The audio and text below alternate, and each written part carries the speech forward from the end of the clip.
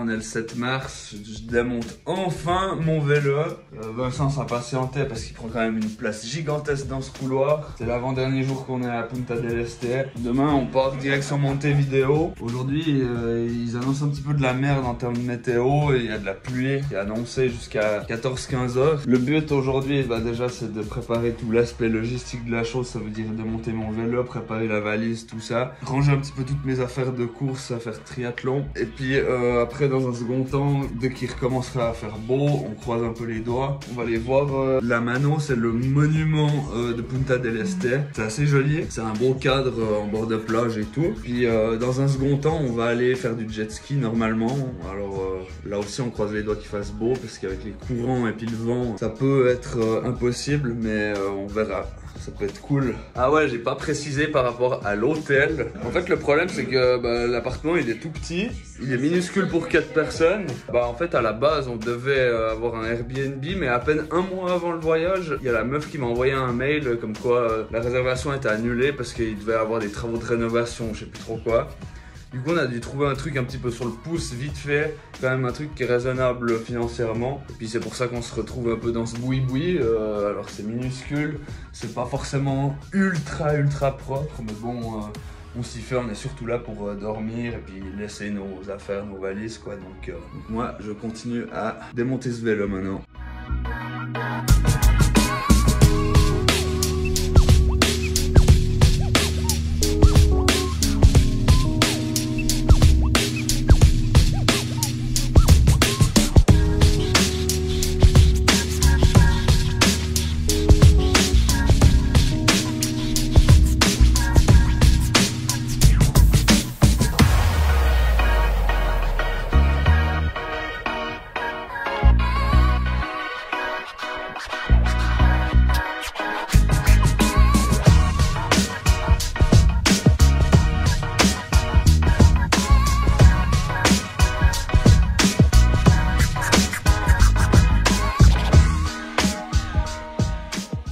On est en train de marcher dans la rue, on cherche un endroit où manger. Pour ceux qui peuvent. Pour ceux qui peuvent, parce que pauvre Antoine, il s'est chopé une de ces touristas 12 là. Là, c'est pas très agréable pour lui, donc lui il va pas manger. Mais ils sont sympas, les gens, ils laissent passer. Mais les gens, ils ont d'autres tensions, c'est incroyable. Ils marchent à 2 à l'heure dans la rue, tout. C'est assez abusé quoi. Du coup, là, on est dans un petit boui-boui, petit restaurant, juste pour manger à midi. Le programme, c'est la Mano, le jet ski, ça j'ai déjà expliqué. Honnêtement, la ville Punta del Este, la semaine comme ça, c'est un peu mort. Hein. C'est un peu mort. Demain, on part à Montevideo, ça va être cool. On a hâte parce qu'on espère que la ville soit un peu plus animée et tout, quoi. Ouais, bon, après, on n'a pas tellement calculé le truc. Enfin, moi, j'avais complètement zappé hier soir qu'on était lundi soir. Au final, je la taille des assiettes. Elle fait 35 cm de haut. Là, ah ouais, on n'est pas prêt en fait. Les assiettes sont gigantesques. Résumé des vacances. Résumé des vacances, caca. Enfin, c'est pas la merde, hein. C'est juste que les estomacs prennent un coup quand même. On filmera quand les assiettes viendront, mais je pense qu'elles passent pas là à l'écran. Mais il est juste là, on va lui demander. Stéphane, bon, la prochaine fois, hein, essayez pas plus. Hein.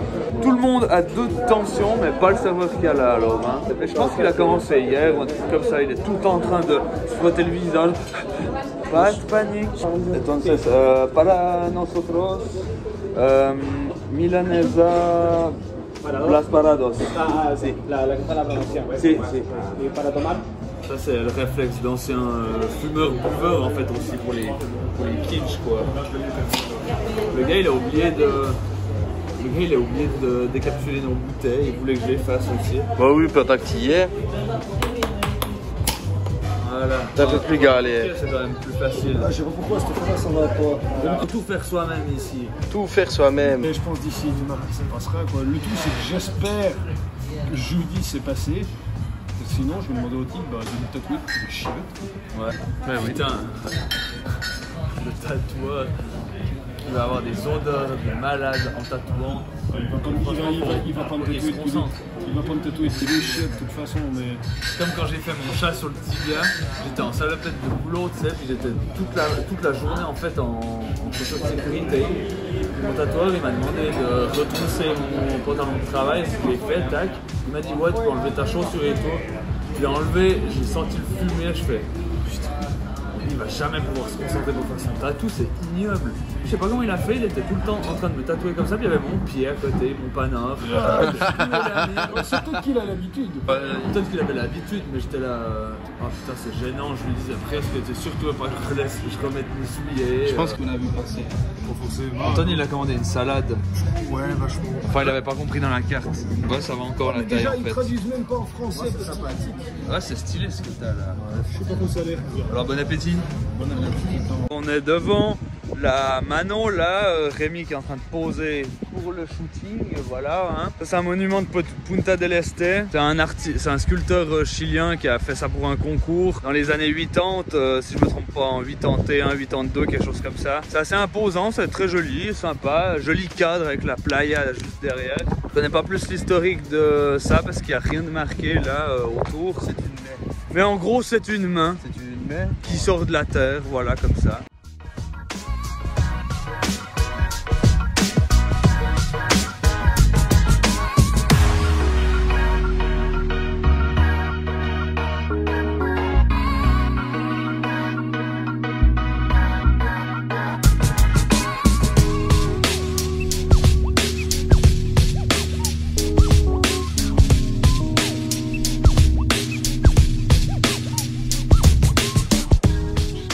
Bon alors voilà, vous avez vu ce coup de soleil de 12 là grâce au triathlon, c'est splendide hein. Voilà, alors là on est à la plage, dernier jour à Punta del Este. On voulait aller faire du jet ski et finalement on n'y va pas tout simplement parce qu'on s'y est pris trop tard hein. Là c'est déjà, on arrive en fin de journée, c'est trop tard et puis c'est notre dernier jour, c'est pas grave. Pour ma part et la part de Vincent, ça n'est que partie remise puisque on va aller en vacances cet été à Ibiza. Alors voilà, alors ça c'est prévu de toute manière qu'on y aille, cette fois on s'y prendra un petit peu plus tôt et puis ce sera bon, ça n'est que partie remise. Mais oui. Bah là on a voulu aller se diriger au jet ski. On y est, allez. $100 pour 30 minutes et $60 pour 15 minutes. Oui, parce que c'est peut-être important de le préciser, en Uruguay, vous avez la possibilité de dépenser en dollars américains ou en pesos uruguayens. Ça fait un nombre incalculable de pesos. Ça faisait 10 400 pesos pour $200 du coup. Alors clairement on n'avait pas assez de pesos sur nous. Pas sur homme.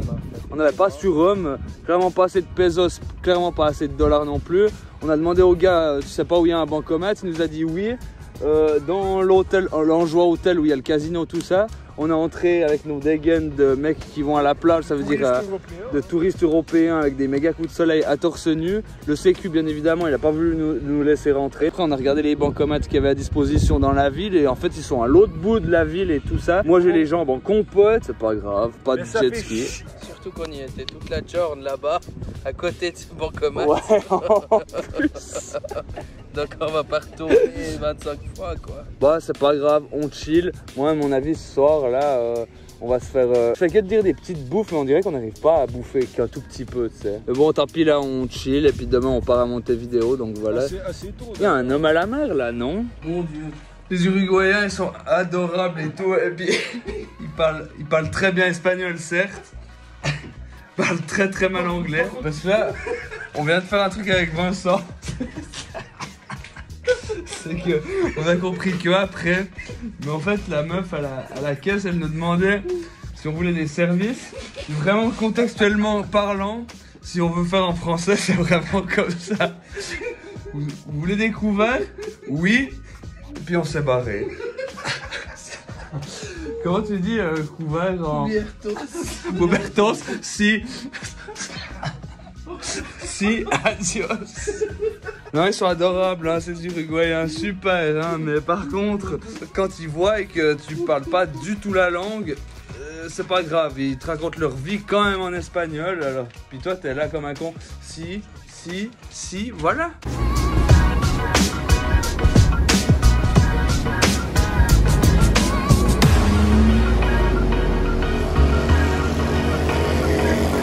On est le 8 mars, là on est direction Montevideo, on est parti de Punta del Este, on est que Vincent et moi, on vient de s'arrêter et mettre de l'essence, le plein complet. Les deux autres gars, les deux autres Gus là, ils sont restés à Punta del Este pour redonner, réditionner les clés de la chambre. Et eux, ils vont se déplacer en bus. Donc on a déjà du retard, dans 5 minutes on est censé être à l'aéroport et puis là on est à l'aéroport parce que c'est là qu'on doit rendre notre voiture de location alias le Fléau. On a quoi? On a sûrement 15-20 minutes encore de trajet. Donc on a du retard, c'est super hein. Après on va aller chercher l'hôtel à Montevideo et puis on va aller visiter un petit peu la ville, ça va être sympa, plus que 2 jours ici et puis on retourne au froid dans l'hiver au pays. On se réjouit de ça, n'est-ce pas Vincent? Ah oui, là on suffoque, c'est... Nous suffoquons. Moi en plus c'est trop bizarre, c'est comme je disais hier quand on était à la plage, il fait chaud, c'est l'été, j'ai trop l'impression que quand on va rentrer au pays, ce sera à peu près la même température et puis qu'on va pouvoir rentrer en short. Moi j'ai dit, je sors de l'avion à Genève en short. Ça c'est sûr. On est arrivé à l'hôtel à Montevideo. Alors on est clairement dépaysé en termes d'espacement déjà dans les chambres, mais pas que, d'un point de vue confort aussi. Ça c'est la chambre d'Antoine et Rémi. Donc c'est assez spacieux et puis on n'a pas payé si cher pour cet endroit. Donc c'est cool, c'est cool. Un petit frigo là qui est plein. Et puis il y a 2 chambres ensemble. Là on a une méga place pour le lit et tout. Ma valise de vélo elle est là parce que bien sûr il faut continuer de la transporter. Je l'ai utilisé, il est remonté et tout avec l'Ironman, mais il faut quand même continuer à se le trimballer, donc c'est dommage, ça fait quand même caquer. Il est là, on est là 2 jours et puis voilà. On est venu avec un chauffeur de taxi qui était très sympa, n'est-ce pas Vincent? Oui, il s'appelait Juanito. Juanito, très sympa, il parlait bien sûr pas un mot de français, ça c'est clair. Il parlait très mal anglais, on parlait du anglais-espagnol mélangé. Mais on arrivait à se comprendre et puis on a pu parler de pas mal de trucs avec lui. Il est fan de la Suisse maintenant, donc voilà. Niveau vue, il n'y a pas grand chose, il n'y a rien du tout. Je sais pas si on voit, mais c'est pas très intéressant hein, parce qu'il y a de la machinerie et tout. On est en plein centre de Montevideo. Comme on n'avait pas la place bien sûr dans la voiture de location qu'on a dû ramener à l'aéroport, les 2 autres ils sont revenus en bus comme on a fait pour l'aller. Et puis voilà quoi, ils arrivent dans 30 minutes je pense à peu près. Ouais, c'est déjà en train de se vautrer, c'est ça? Donc ils vont arriver bientôt et puis on va voir un petit peu selon notre programme ce qu'on a à faire là. J'ai posé la question au chauffeur de taxi s'il y avait moyen de visiter le stade de foot le premier stade en fait qui a été utilisé pour la finale de la Coupe du Monde. Je ne sais même pas si la Coupe du Monde en fait si c'était partout en Uruguay ou si c'était plusieurs endroits. C'était en 1930 en même temps, alors non, il me semble pas que t'étais né. Hein? Juste après, ouais. Il me semblait t'as tout juste loupé. Voilà, mais on a quand même un petit peu dépaysé, hein, parce qu'à Punta del Este, l'hôtel était quand même un peu pourrave. À la base, ça devait être un Airbnb, et puis bah voilà, on a dû se contenter de ça. Mais tant mieux, là, on a un peu de place avant de reprendre l'avion, direction le pays. Les books sont ici à Montevideo, voilà. On est à Montevideo, là, on va bouffer un truc, et puis la journée est pas mal remplie quand même. On a réussi à programmer pas mal de trucs, donc c'est cool. On va voir la place de l'Indépendance, la cathédrale, on va visiter le stade de foot, comme je l'avais dit avant au préalable. Et le soir, c'est Hard Rock Café, parce que c'est un peu la coutume pour nous d'aller au Hard Rock Café se choper un t-shirt. Et goûter un immense burger. Ouais, si possible, un immense burger. J'ai pas tellement parlé de l'aspect alimentaire de la chose, des spécialités qu'on peut retrouver en Uruguay. Mais bah, du coup, il y a la milanesa comme moi je prends là. C'est une espèce de cordon bleu sans forcément le fromage. Alors là, moi j'ai du cheddar par-dessus. Ce que Rémi et puis Anthony ils ont pris, ça s'appelle comment? Chivitos. Chivitos, c'est un espèce de burger. C'est quoi comme viande dedans? C'est du bœuf? Bœuf. Ok, en fait, ouais, c'est un burger sans de la viande hachée de merde. Ouais, voilà, ouais, exactement. C'est une dingue. Puis Vincent, cet après, c'est une spécialité uruguayenne aussi ou pas? C'est quoi? Une chocolat de rib. Ouais, une espèce d'entrecôte de bœuf. Plus room steak. Le chauffeur de taxi avant, il nous a dit qu'il y avait, du coup, en Uruguay, à peu près un peu plus de 3 millions d'habitants et qu'il y avait 1,5 million d'habitants à Montevideo. Déjà, ça, c'est une info importante. Et puis, le truc qui était vraiment étonnant, puis du coup, il nous a dit qu'il y avait 50 millions de vaches en Uruguay. Donc, vu toute la bidoche qu'ils utilisent pour leur spécialité, il y a de quoi avoir du bœuf à la maison au pays, quoi. C'est une dinguerie, ce mec. Voilà, bon appétit.